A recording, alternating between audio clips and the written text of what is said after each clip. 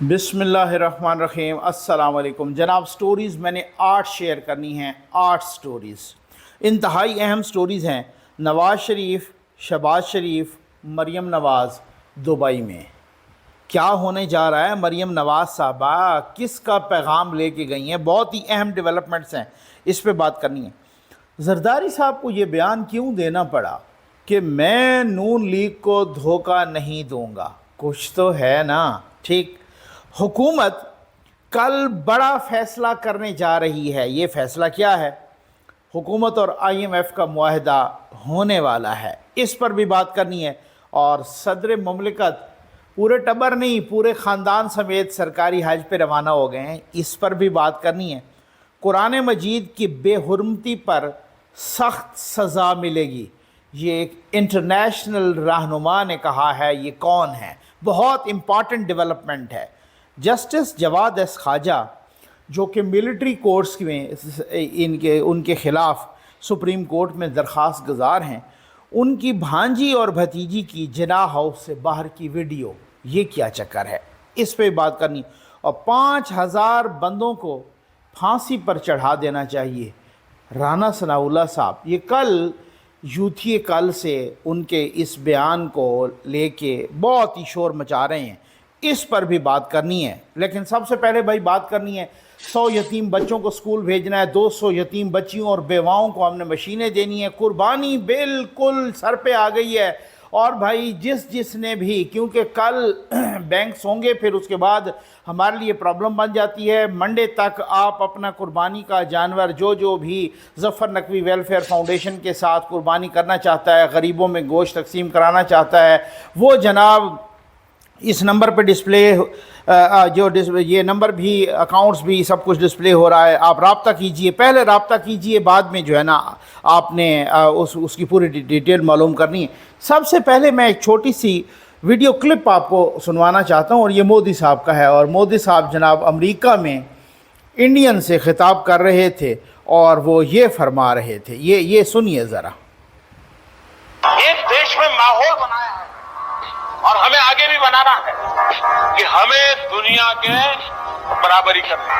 हमने बहुत सारा समय हमारा इंडिया पाकिस्तान में खराब कर दिया। अरे वो अपनी मौत मरेगा भी, उसको छोड़ दो, हम आगे निकल चले। मोदी साहब कह रहे हैं कि पाकिस्तान अपनी मौत मरेगा, उसको छोड़ दो, आगे निकल। लेकिन ताहत शऊर में जो पाकिस्तान का खौफ छाया हुआ है ना, वो नहीं निकल पा रहा। अगर ऐसे ही होता तो आपको कहने की ज़रूरत भी ना होती। अगर ऐसे ही होता तो आपको अभी आप गए हैं वहाँ पे, वाशिंगटन पोस्ट ने एक खबर दी जो कि जिसको बहुत सारी सहाफ़ती तंजीमों के हवाले से थी, और वो ये थी कि इंडिया सहाफ़ियों के लिए ख़तरनाक तरीन मुल्क है।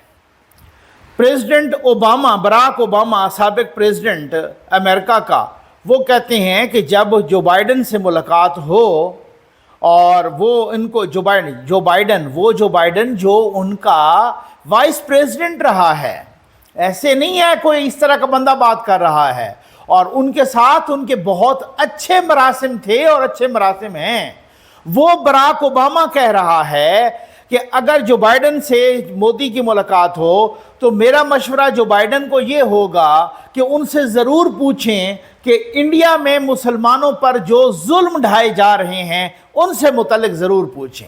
ये किसी आम बंदे ने नहीं कहा, और ये इंडिया के मीडिया चीख रहा है, और उन्होंने बराक ओबामा की ऐसी तैसी फेरी हुई है। आपके अपने यहाँ ये हालत है, और आपको पड़ी हुई है पाकिस्तान की जनाब, वो अपनी मौत आप मर जाएगा। भाई ये आपकी ख्वाहिश हो सकती है। ये इस तरीके की हज़ारों ख्वाहिशें ऐसी कि हर ख्वाहिश पे दम निकले।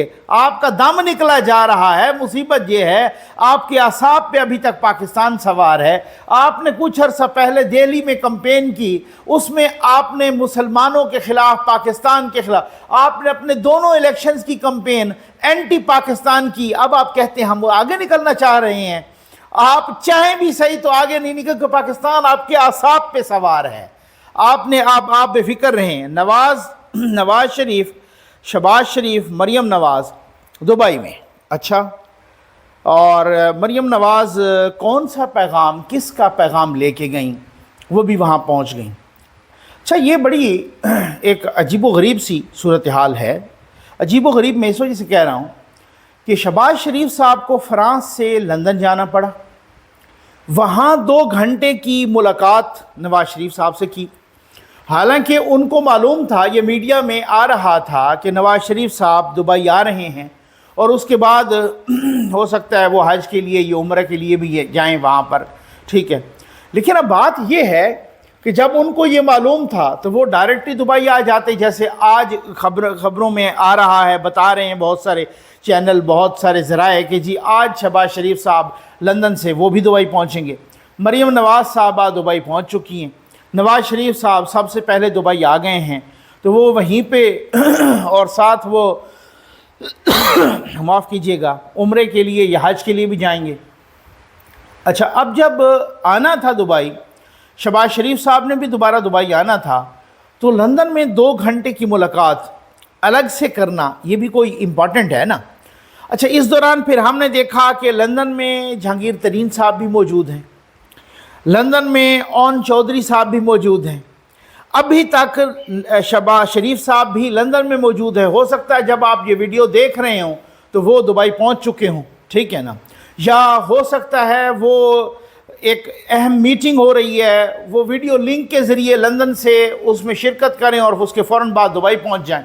خیر، انہوں نے آنا ہے دبئی، تو دبئی مریم نواز صاحبہ، بہت سارے ذرائع بتا رہے ہیں مریم نواز صاحبہ کی یہاں پر اسلام آباد میں بھی اور مری میں بھی بڑی اہم ملاقاتیں ہوئی ہیں۔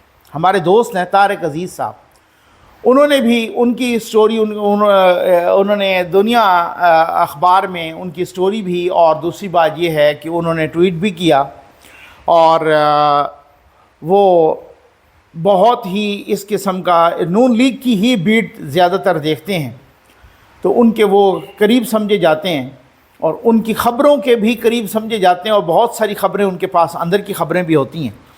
تو انہوں نے بھی یہی کہا کہ مریم نواز صاحبہ نے مری میں بھی کچھ اہم ملاقاتیں کیں اور اسلام آباد میں بھی اہم ملاقاتیں ہوئیں، اور کسی کا اہم پیغام لے کے وہاں پہ گئی ہیں، اور پھر ہم نے بھی ذرائع کو کچھ نہ کچھ قریدا ہے، کچھ نہ کچھ پوچھا ہے کہ جناب یہ کس طرح کا پیغام۔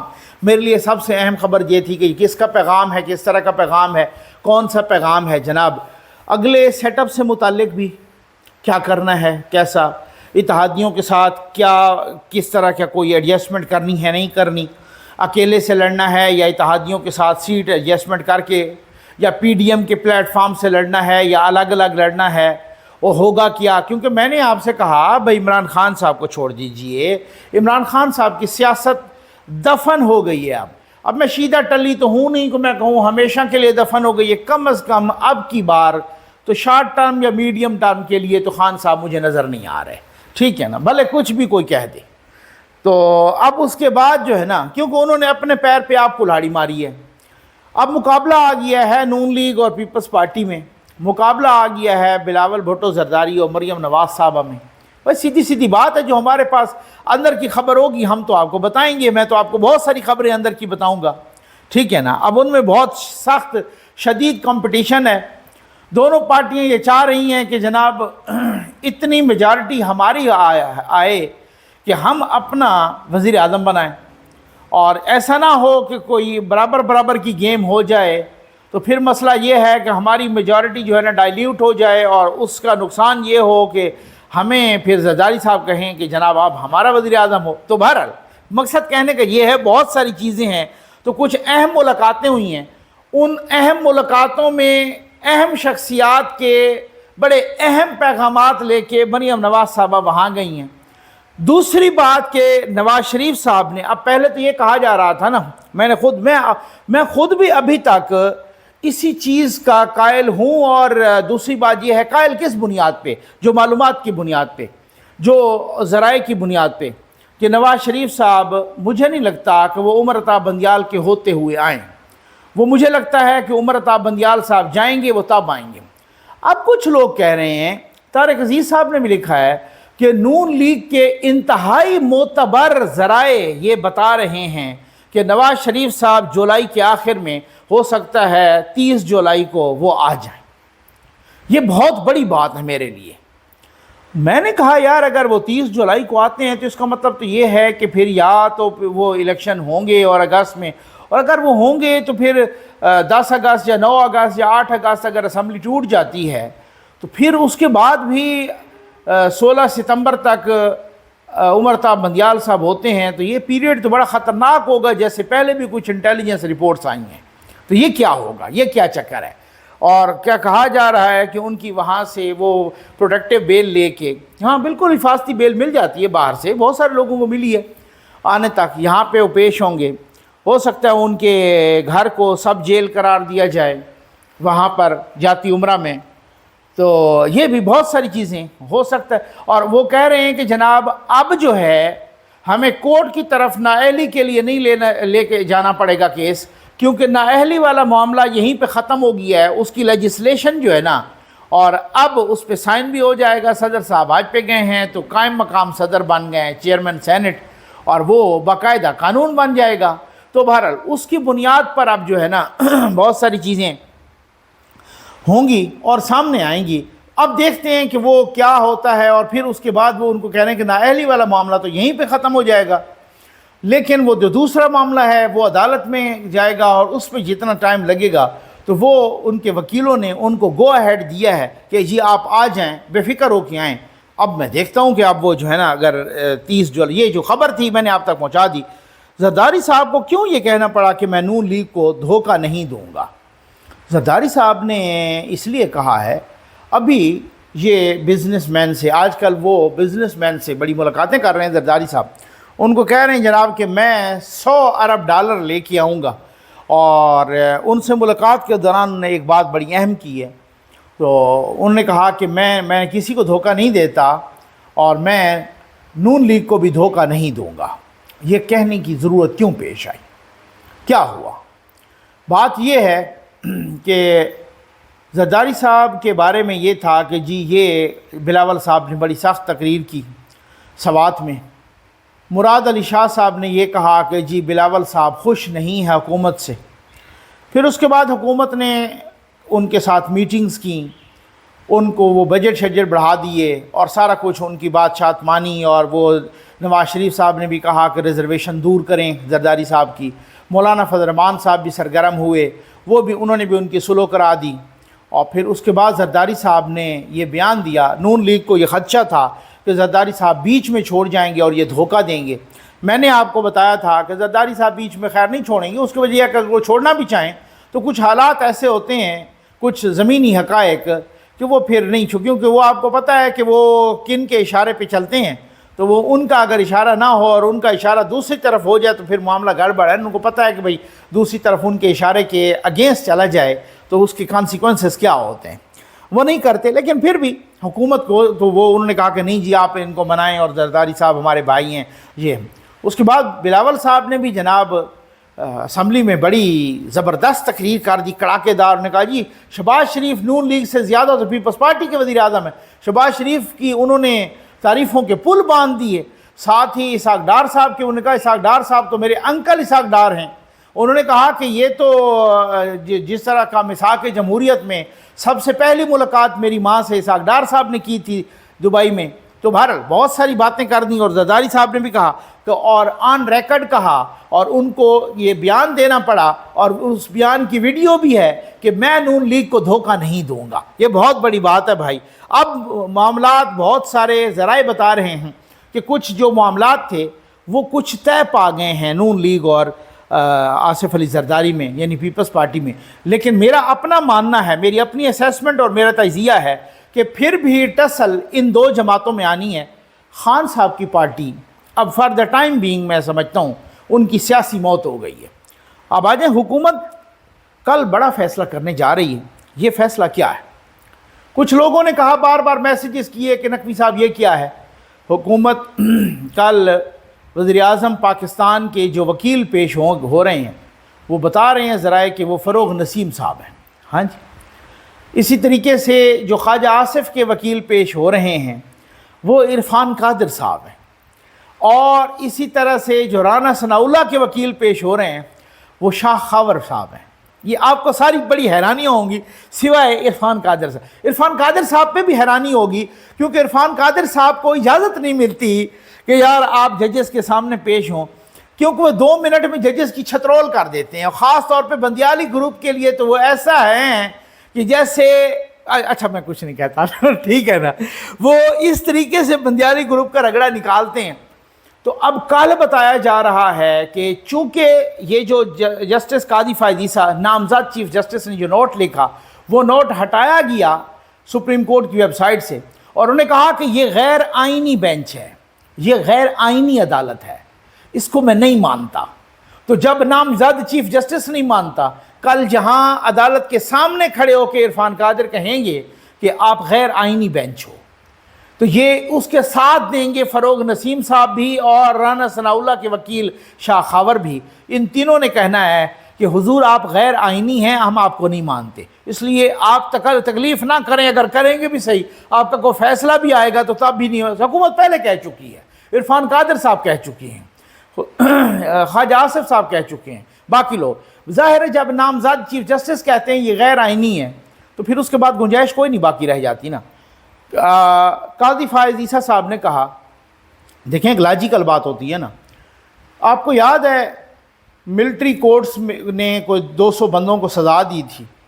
پشاور ہائی کورٹ میں اللہ بخشے اس وقت وقار سیٹھ صاحب تھے چیف جسٹس، انہوں نے ان 200 کے 200 بندوں کو رہا کر دیا تھا. انہوں نے کہا اس لیے نہیں کہ ملٹری کورٹس کے خلاف وہ فیصلہ تھا ہی نہیں، اس لیے نہیں، اس لیے کہ ان کے خلاف کوئی شواہد نہیں ہے، شواہد ہیں نہیں، آپ نے کمزور مقدمے بنائے ہیں، وہ رہا ہو گئے. وہ رہائی ان کو نہیں ملی کیونکہ خود عمران خان صاحب آ گئے تھے سپریم کورٹ میں اور سپریم کورٹ نے سٹے دے دیا تھا پشاور ہائی کورٹ کے. آج تک 3.5 سال ہو گئے ہیں اس فیصلے پر سٹے ہے. تو اسی کا حوالہ دیا ہے جسٹس قاضی فائز عیسیٰ نے کہ وہ پٹیشن کیوں نہیں لگی سپریم کورٹ میں، وہ بھی تو ملٹری کورٹس کے اگینسٹ ہے، وہ پٹیشن بھی تو ملٹری کورٹس کے اگینسٹ ہے، وہ پٹیشن نہیں لگی. ٹھیک، تو بہت ساری باتیں ہوتی ہیں، آپ کل دیکھتے ہیں کیا ہوتا ہے. حکومت اور IMF کا معاہدہ اب سنا ہے ہونے کے قریب ہے. اس کی وجہ یہ ہے کہ بہت ساری ملاقاتیں بھی ہوئیں، یار صاحب کی بھی. وزیر اعظم صاحب نے فرانس میں IMF کی ہیڈ سے 1 نہیں 2 نہیں 3 ملاقاتیں کی ہیں، 3. میں کہتا ہوں نا کہ خان صاحب ہوتے ہیں وہ کہتے ہیں ہم اللہ نے تو ہمیں بہت کچھ دے رکھا ہے، میں تو یہ آپ کے لیے ذلیل ہو رہا ہوں. کبھی ایک دفعہ بھی شہباز شریف صاحب نے یہ نہیں کہا.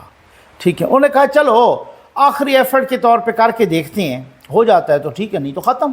1 ہفتہ رہ گیا تھا اور اب بھی 1 ہفتے سے بھی کم ٹائم رہ گئی ہے. اب بتایا جا رہا ہے، البتہ اس کو ریوائز کیا گیا ہے، کچھ چیزوں کو 215 ارب روپے کا ٹیکس اضافی لگایا گیا ہے. کچھ لوگوں کی جو 2 لاکھ سے زیادہ جن کی تنخواہ ہے اس پر 2.5% کٹوتی یا ٹیکس، وہ بھی، اور بھی کچھ چیز اس طرح کے امپورٹ سے پابندی ہٹا دی گئی ہے تو درآمدات سے، اور بھی کچھ اس طرح کے فیصلے کیے گئے ہیں جو IMF کہہ رہا تھا. تو میرا خیال ہے کہ اب IMF کی ساری بتایا جا رہا ہے کہ شرائط پوری ہیں، اور اب IMF کا سٹاف لیول کا جو معاہدہ ہے بس وہ 1-2 روز چند دن میں ہو جائے گا. اب اس کے بعد بہت ہی گرین سگنل آ رہے ہیں. اب دیکھیں اللہ کرے ایسا ہی ہو، اللہ کرے کہ ہماری جو ہے نا مشکلات کم ہوں ملک کی. اور ساتھ ہی کل امریکی سفیر کا بھی بیان، انہوں نے کہا کہ ہم مدد کرنا چاہ رہے ہیں، مدد کر رہے ہیں پاکستان اور IMF کا معاہدہ کرانے میں. کیونکہ آپ کو یاد ہوگا کہ غالباً ہمارے وزیر دفاع نے بھی اور کچھ حکومت کے اور لوگوں نے بھی کہا تھا کہ پھر ہمارے پاس اور بھی بہت آپشن ہیں. تو پھر امریکہ یہ بھی نہیں چاہتا کہ اور سارے آپشن یہاں پر بھی جو ہے نا آپ خلا نہیں چھوڑیں نا. اگر خلا چھوڑیں تو اس میں پھر اور بہت سارے آپشن آ جاتے ہیں، پھر وہ ان کے اپنے لیے بھی بہت سارے مسائل ہوتے ہیں. تو صدر مملکت جناب پورے خاندان سمیت حج پر ماشاءاللہ روانہ ہو گئے ہیں. ٹھیک ہے نا، پورے خاندان، ٹبر نہیں، پورے خاندان. صدر مملکت، ان کی اہلیہ، ان کا بیٹے، ان کی بیٹیاں، ان کے نواسے، ان کی نواسیاں، ان کے پوتے، ان کی پوتیاں، ان کے بھانجے، ان کی بھانجیاں، ان کے بھتیجے، ان کی بھتیجیاں وغیرہ وغیرہ جو میڈیا میں رپورٹ ہوا ہے. تو صدر صاحب گئے ہیں، اب صدر بن گئے ہیں، قائم مقام صدر، چیئرمین سینٹ. اب ہوگا جناب بل، وہی بل جو نواز شریف صاحب کی وہ انہوں نے جو ہے نا سزا معاف کرنے کا بل، اور اس پہ ہوں گے سائن، وہ قومی اسمبلی سے پاس ہو کے صدر کے پاس جائے گا، صدر وہ اس پہ سائن کر دے گا، وہ بل یا وہ ایکٹ قانون بن جائے گا. ٹھیک ہے جی. قرآن مجید کی بے حرمتی پر سخت سزا ملے گی. میں خود حیران بھی ہوں اور میں اس کو اپریشیٹ بھی کرتا ہوں. اس طرح کا میں نے کسی بین الاقوامی کسی بھی انٹرنیشنل رہنما کا یہ بیان نہیں سنا. پیوٹن، صدر ولادیمیر پیوٹن، ان کا یہ بیان ہے. ظاہر ہے کوئی چھوٹا موٹا ملک بھی نہیں ہے، ایک طرح کی سپر پاور ہے. تو اس کا بیان آنا کہ قرآن مجید کی اگر بے حرمتی ہوگی تو پھر وہ مسلمانوں کے علاقوں میں ان لوگوں کو سخت ترین سزا ملے گی. ایک بندے کو گرفتار بھی کیا پچھلے دنوں، جس نے مسجد کے سامنے جو قرآن جلا رہا تھا اس کو گرفتار بھی کیا. انہوں نے صحافیوں کے سامنے یہ بیان دیا، اور ساتھ ہی کچھ عرصہ پہلے جو سویڈن میں بے حرمتی ہوئی تھی قرآن مجید کی، اس پر رشیا کی طرف سے سخت مذمت بھی آئی تھی. تو یہ میں سمجھتا ہوں کہ یہ بہت بڑی بات ہے. حالانکہ مسلمان واٹر سپورٹرز یا باقی لوگوں کی سپورٹ کی ہر ملک کو ضرورت ہوتی ہے. خود فرانس میں ہم نے دیکھا کئی دفعہ اس طرح کی توہین ہوئی، سویڈن میں، یورپ باقی جگہوں پر، لیکن کوئی اس طرح سے سربراہ کے لیول کا، حکومت کے لیول کا اس طرح کا بیان نہیں آیا. اس کو اپریشیٹ کرنا چاہیے کہ صدر پیوٹن نے یہ جو بیان دیا ہے کہ قرآن مجید کی بے حرمتی پر سخت ترین سزا ملے گی، یہ بہت بڑی بات ہے، بے اپریشیبل بیان ہے. جسٹس جواد ایس خواجہ، کہا جا رہا ہے کہ ان کی بھانجی اور بھتیجی جناح ہاؤس سے باہر یہ ملوث ہیں. جناح ہاؤس کے باہر جو ہے نا یہ ایک ویڈیو آئی ہے، یہ آپ دیکھ لیں. مبینہ طور پہ کہا جا رہا ہے، یہ دیکھیں. یہ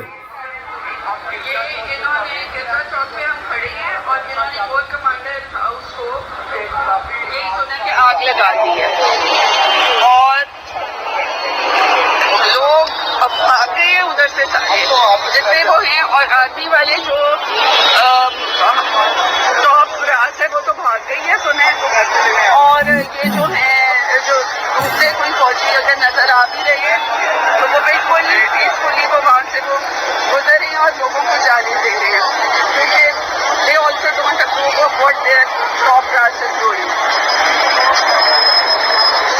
حمزہ میرے ساتھ بنال ہے، علی ہے، اور یہ میں ہوں. ویڈیو بنا رہی ہوں میں. جیتیں گے بھائی، جیتیں گے. ICTI. اور ہم دیکھ لیں گے کہ کس طرح سارے فوجی چھوڑ کے بھاگ گئے ہیں کینٹ کو. کور کمانڈر ہاؤس خالی ہو گیا ہے، آگ لگا دی ہے کور کمانڈر ہاؤس کو. دیکھ لیں، دیکھ لو کس طریقے سے اظہار مسرت ہو رہا ہے کہ جیسے کوئی دشمن کی چوکیوں کو آگ لگائی ہو، کس طریقے سے. اور دیکھ لو ہم نے آگ لگا دی ہے، جیتیں گے بھائی جیتیں گے. IIPTI. اور یہ کہا جا رہا ہے کہ یہ جسٹس جواد ایس خواجہ کی بھانجی اور بھتیجی ہے. البتہ ایک ہمارے صحافی ہیں، کورٹ رپورٹر ہیں، ثاقب بشیر صاحب، انہوں نے ٹویٹ کی کہ جب وہ ان سے پوچھا گیا جواد ایس خواجہ نے، تو انہوں نے اس کو نگیٹ کیا کہ میری فیملی کی کوئی. لیکن سوشل میڈیا پر یہ مسلسل چل رہا ہے کہ یہ بھانجی اور بھتیجی ہیں جسٹس جواد ایس خواجہ. اس میں بہت سارے لوگ ہیں جن کے خاندان اس طریقے سے انوالو ہیں اور وہ انوالو ہوئے ہیں. تو اب یہ دیکھتے ہیں کہ لیکن بغیر کسی امتیاز کے ان کے خلاف کارروائی ہو رہی ہے، اور وہ بغیر، کیونکہ جسٹس جواد ایس خواجہ صاحب کو 20-22 دن کے لیے وہ بنے تھے چیف جسٹس. میں حیران ہوں کہ انہوں نے کبھی بھی جو ہے نا وہ ملٹری کورٹس کے خلاف وہ پہلے پٹیشن ان کی کبھی نہیں آئی. ایک فیصلے میں نو ڈاؤٹ انہوں نے ملٹری کورٹس کے خلاف ایک نوٹ لکھا تھا جسٹس جواد ایس خواجہ نے، لیکن اس سے پہلے بعد میں کوئی بھی اس کا مطلب وہ کوئی اس طرح کا سو موٹو یا کوئی اس طرح کی کوئی بات نہیں آئی. یا اس سے پہلے بھی، کیونکہ اب زمان پارک والوں پر بنی ہے تو اس وجہ سے ان کا جو ہے نا یہ بڑی عجیب و غریب سی بات ہے کہ اب بہت سارے لوگ کہہ رہے ہیں کہ چونکہ اپنے ان کے خاندان کے لوگ بھی بیچ میں ملوث ہیں، گو کہ انہوں نے اس کو نگیٹ کیا ہے، اس وجہ سے وہ کر رہے ہیں. آ جائیں بھائی آخری سٹوری پر. یہ یوتھی ہیں جو یوتھیوں کی پرانی عادت ہے. انہوں نے کہا ہے جی، رانا ثناء اللہ نے یہ ان کا ویڈیو کلپ آپ دیکھ لیں کہ وہ کہتے ہیں کہ جناب یہ کوئی 9 سیکنڈ کا ان کا ویڈیو کلپ انہوں نے لگایا ہے کہ 5000 बंदों को उन्होंने फांसी पर लटकाने का इरादा किया है। ये पीटीआई के ऑफिशियल अकाउंट से भी हुआ है, वो बाद में डिलीट करके भाग गए। और ये फ़ारूक हबीब ये सोच वज़ीर दाखिला की है जिसने मॉडल टाउन में कत्ल आम करवाया और पाकिस्तान के शहरियों पर जुल्म करने में पेश है। ये फ़ारूक हबीब का भी है, और वही फ़ारूक हबीब जिनकी एक दफ़ा मैंने आपको वीडियो भी सुनाई थी, जिस तरीके से वो मजबूर ख़ानदान के साथ किस तरीके से वो लड़की के साथ गुफ्तगू कर रहा था, वो इस मेरे चैनल पे मौजूद है और वो उनकी ऑडियो है, जिस तरीके से वो हरकतें कर रहा है। ये वो फ़ारूक हबीब है। और ये फ़ारूक हबीब जो है ना, ये राना सनाउल्लाह के बारे में, हालांकि आप पूरा क्लिप मैं आपको सुनवाता हूँ। ये उनका पूरा क्लिप है जो 9 सेकंड की वीडियो इन्होंने काट के अपने मकसद की बात की है। ये देखिए। और इन्होंने 9 मई को भी की। उस मकसद के लिए बाकायदा मनसूबाबंदी की गई, बाकायदा लोगों को ट्रेन किया गया, और मकसद ये था कि जब ये चंद 100 लोग पूरे मुल्क में जाके फौज के ऊपर जो है वो हमलावर हो जाएंगे, चल दौड़ेंगे, तो उसके बाद फिर पीछे हजारों लाखों अवाम का जो है वो सपोर्ट जो है वो पहुंच जाएगी, और इस तरह से जो है वो रियासत जो है वो गिर जाएगी, और हम इस तरह से जो है वो काबिज हो जाएंगे। और काबिज होने के बाद करना क्या था, वही जो बतौर वजीर आज़म कहते रहे हैं कि जी मेरे पास अगर तैयार हो तो मैं कम से कम 500 बंदों को जो है वो फांसी दे, 5000 बंदों को अगर एक ही दफा जो है वो फांसी दे दी जाए या गोली मार दी जाए तो पूरा मुल्क जो है वो बिल्कुल ठीक हो जाएगा, हर चीज जो है वो बेहतर हो जाएगी। सऊदी अरब का कानून जो है वो बहुत अच्छा है, चाइना में भी जो है वो बहुत अच्छा कानून है, वो भी जो है वो फौरी ट्रायल करके जो है वो बंदे को जो है वो फांसी पे चढ़ा देते हैं। ये इरादा था कि बाद में जो है वो हम फिर ये करें। आपने सुन लिया, ये था कि भाई ये बाद में इनका प्लान ये था कि 500 बंदों को फांसी पे चढ़ा दो, 5000 बंदों को फांसी पे चढ़ा दो। उन्होंने इमरान खान का ये बयान दोहराया, इन्होंने आगे पीछे काट के सिर्फ ये राना सनाउल्लाह का बयान कि 5000 बंदों को फांसी पे चढ़ा दो, सब कुछ ठीक हो जाएगा। ये यूथियों का पुराना वतीरा है, यूथियों का अपर चैम्बर फारे गया है, लेकिन उनका वो जो मास्टर माइंड बैठे हैं वो इसी तरह के बकवास करते हैं और इस तरीके के असर। आपको याद होगा कैप्टन सफदर ने एक मीडिया टॉक की थी और यूथियों ने उस मीडिया टॉक को फैलाया था काट के, और कैप्टन सफदर ये कहते हुए ये नज़र आए उस मीडिया टॉक में जो यूथियों ने फैलाई कि हम बिस्तरी के लिए निकाह की ज़रूरत नहीं होती। ये मैं चैलेंज करता हूँ, मेरे साथ कोई भी मौलवी मुनाजरा कर ले, ठीक है। अच्छा, ये बात ये जब मुझे भी लोगों ने भेजा तो मैं भी हैरान हुआ, और सारा कुछ इधर उधर ये वो सारा कुछ जो है ना फैल गई बात इस तरीके से। बाद में वो जो फुल क्लिप वो मैंने आपको दिखाया भी था, वो आज भी क्लिप मौजूद है कि कैप्टन सफदर ने कहा कि इमरान नियाज़ी के नज़रिए के मुताबिक हम बिस्तरी के लिए निकाह की ज़रूरत नहीं होती, लेकिन यूथियों ने इमरान नियाज़ी के नज़रिए के मुताबिक काट लिया, कैप्टन सफदर का आगे का क्लिप चला दिया। ये यूथियों की पुरानी आदत है, ये इनकी कमीनगी है यूथियों की, ठीक है ना। अभी हाल ही में ये 2-4 रोज़ पहले आपने भी बहुत सारों ने मेरे व्हाट्सएप पे भी इस तरह की चीज़ें भेजी, साथ पूछा भी सही। मौलाना फजल रहमान साहब के साहबजादे असअद महमूद साहब ने डेरा इस्माइल ख़ान में कोई 1-2 बाईपास का इफ्तिताह किया, और बाईपास मुफ्ती महमूद चौक से कुरैशी मोड़ एक इलाका है डेरा Ismail Khan, I also belong to DI Khan. तो जो लोग भी वहाँ डेरा इस्माइल ख़ान के हैं या जो वहाँ उसके नामनक्लेचर से वाकिफ़ हैं, उनको पता है कि मुफ्ती महमूद चौक से लेकर कुरैशी मोड़ तक अगर बाईपास हो तो वो कितने किलोमीटर का है। कोई इसमें रॉकेट साइंस नहीं है, आप अभी भी गूगल करें तो आपको भी पता चल जाएगा इन दोनों के दरमियान कौन सा क्या इलाका है और कितना इसके डिस्टेंस क्या है। ये मुफ्ती महमूद चौक और कुरैशी मोड़ तक इन्होंने जनाब वो 36 किलोमीटर का वो इलाका, उसकी बाकायदा पूरा फ़ोटो शोटो सब कुछ मौजूद, 36 किलोमीटर का इलाका, 36 किलोमीटर का रोड था। इन यूथियों ने 36 को मिटा के 3 कर दिया। वो क्या कौन सा मुश्किल काम है, 3 कर दिया और कहा कि देखो जी ये 3 किलोमीटर का जो है ना ये कर रहे हैं, और ये 3.5 अरब रुपए की लागत 3 किलोमीटर पर। तो शहर लोगों ने कहा भाई यार ये तो खाते पीते हैं, ये तो इस तरीके से करते हैं, वो करते हैं।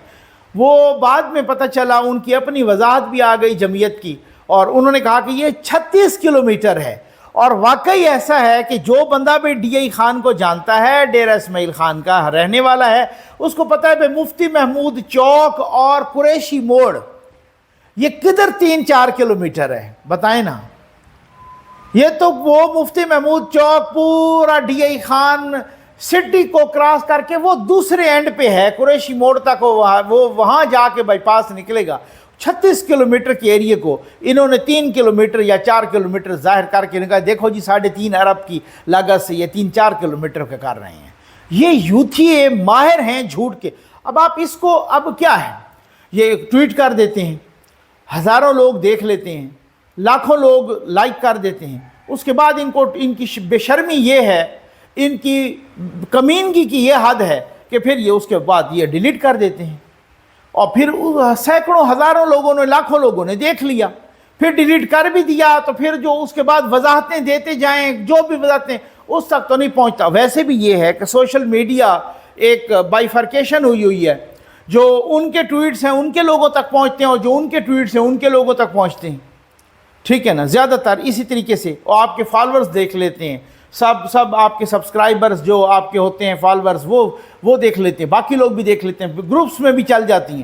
بعد میں ڈیلیٹ ہو بھی جائے تو کسی کو کیا پتہ بھئی یار کیا ڈیلیٹ ہو گیا ہو، تو وہی سچ سمجھ رہا ہوتا ہے کہ یار واقعی آج لاکھوں لوگوں کے ذہن میں یہ راسخ ہو چکا کہ مولانا صاحب کے بیٹے نے 3 کلومیٹر پہ 3.5 ارب کا وہ ٹھیکہ لگا لیا، بلکہ وہ 3 نہیں تھا لیکن وہ 36 کلومیٹر تھا، لیکن یوتھیوں نے اس 36 کو 3 بنا کے اس طریقے کا پروپیگنڈا کیا۔